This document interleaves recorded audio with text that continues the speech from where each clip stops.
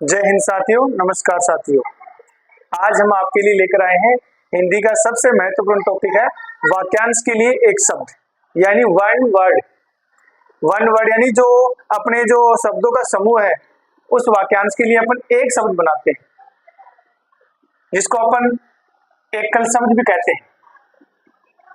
इसे अब असाधारण भाषा में कहें तो इसे एकल शब्द भी कहते हैं या इंग्लिश में इसको वन वर्ड भी कहते हैं। जैसे अपन आज पढ़ेंगे दिशावाचक शब्दों के बारे में। दिशाएं कितनी होती हैं? टोटल दिशाएं होती है 10 दिशाएं होती है।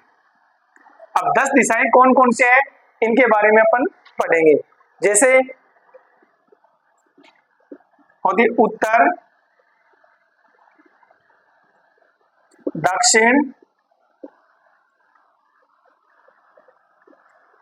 पूर्व और पश्चिम। यानी हमेशा ऊपर की तरफ होती है वो उत्तर दिशा होती है और नीचे की तरफ होती है वो दक्षिण दिशा होती है।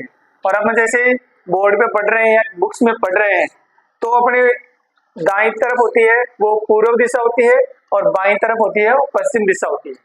ये 4 दिशाएं तो ये हो गई। अब इसके अलावा 6 दिशाएं कौन कौन सी हैं? जो उत्तर और पूर्व के मध्य है। उत्तर और पूर्व के मध्य जो दिशा है वो कौन सी दिशा है? इसे कौन सा कोण कहते हैं? यह है ईशान दिशा या इसे ईशान कोण भी कहते हैं। इसके अलावा पूर्व और दक्षिण के मध्य की जो दिशा है उसे कहते हैं आग्नेय या इसे अग्नि कोण भी कहते हैं।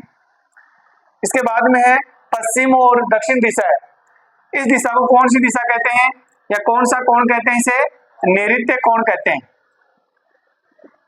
या नैऋत्य दिशा होती है।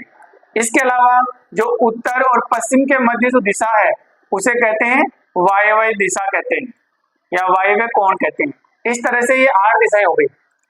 उत्तर, दक्षिण, पूर्व, पश्चिम, उत्तर और पूर्व के मध्य की दिशा को कहते हैं ईशान, पूर्व और दक्षिण के मध्य की दिशा को कहते हैं आग्नेय और पश्चिम और दक्षिण के मध्य की दिशा को कहते हैं नैऋत्य, उत्तर और पश्चिम दिशा के मध्य को कहते हैं वायव्य दिशा।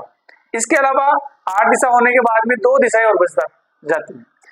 ऊपर की तरफ होती है उसे कहते हैं ऊर्ध्व,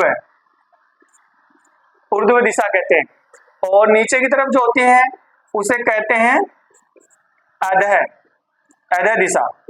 यानी इस तरह से कुल है 10 दिशाएं होती है। आपको समझ में आया होगा 10 दिशाएं किस तरह से हैं। मैं उम्मीद करता हूं आपको वाक्यांश के लिए एक शब्द जो दिशाओं से संबंधित है आपने 10 दिशाएं पढ़ी अच्छे से समझ में आएगी। थैंक यू, धन्यवाद।